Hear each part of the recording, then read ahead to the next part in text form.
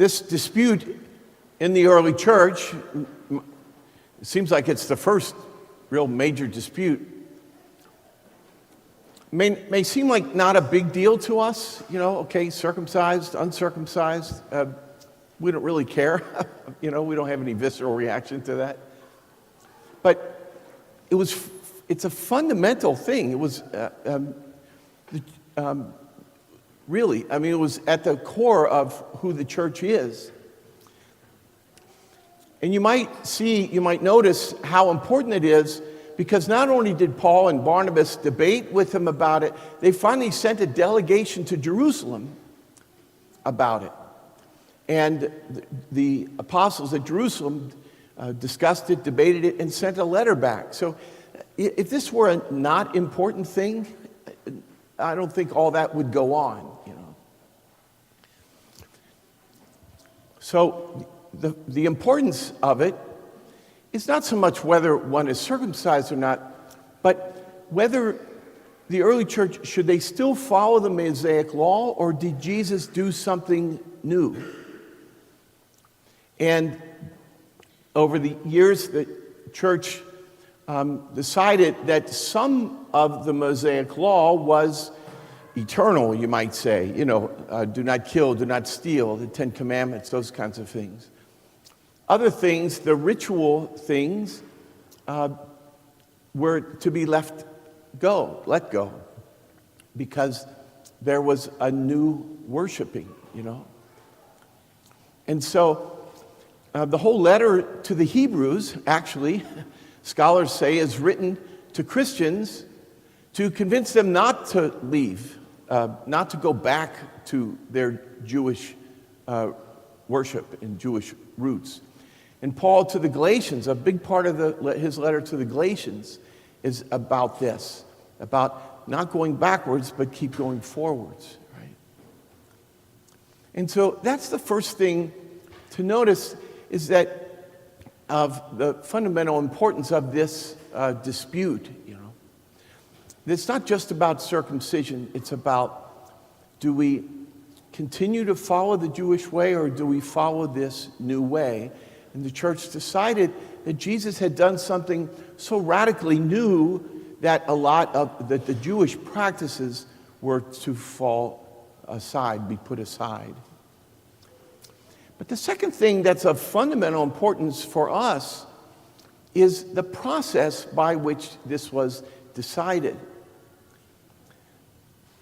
First of all, notice this. Some people come from Judea to these new Gentile churches and start on their own teaching something different than Paul was teaching. So already we know that this can't be the Holy Spirit, right?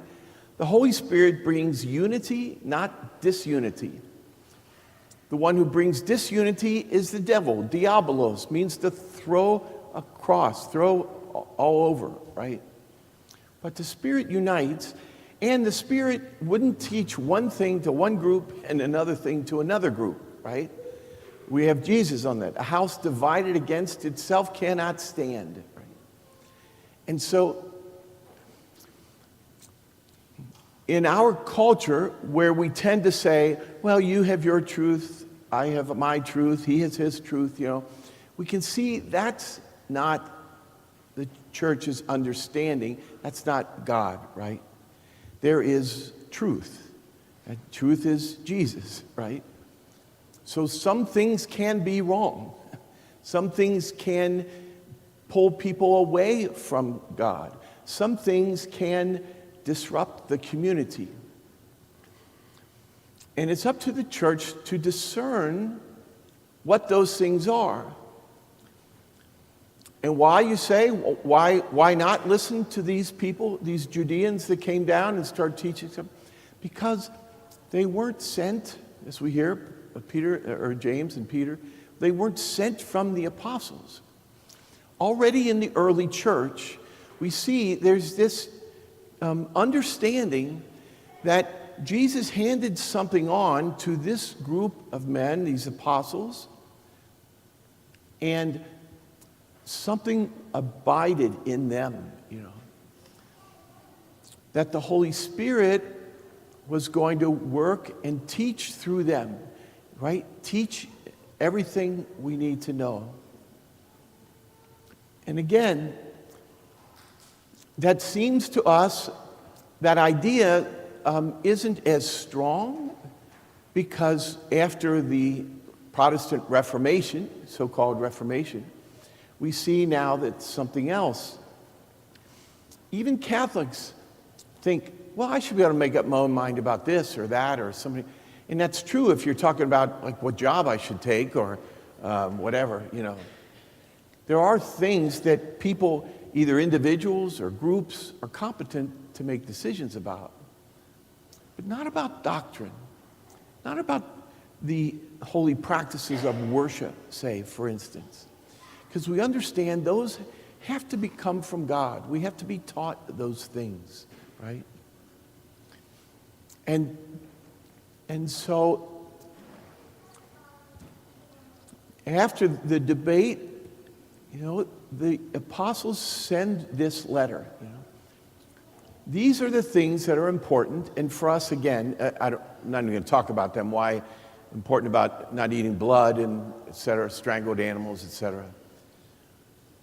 But if you do these things, the rest of it, of the Jewish practices, not 10 Commandments or whatever, you can let go, you know. And this idea that the Holy Spirit teaches through what we now call the magisterium, the Pope with his college of bishops, has its roots right here, you know. And if we don't, we see the results of someone on their own teaching something, right? We've seen it all through the church's history. For instance, I always wonder what happened to these Judeans who were teaching that you have to follow the Mosaic law. We don't know what happened to them. But we have other examples.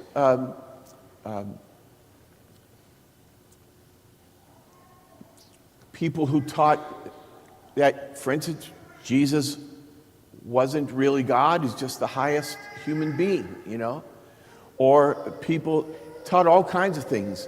Jesus only had one nature. He was only God come down in a body so he'd look human, you know. Over and over, there are different, what we now call heresies have popped up. And it's the competence of the magisterium to discern, okay, what is true? And most of the great doctrines we have, and many of the councils that were called, were to deal with some idea that threatened to disrupt the church because it was teaching something different. And so I go through this only because in our day we're so used to other denominations of Christians, or to the idea that we should be able to make or decide things on our own. I think it's important to hear this now and again, right? Because what happens when people start teaching their own thing? We have 30,000 or 35,000 or however many Protestant denominations. And that's not to make fun. I'm not making fun or disparaging anyone. I'm saying that's what happens now. And so it's vital that we understand what the church teaches and why she teaches that and from where that teaching comes.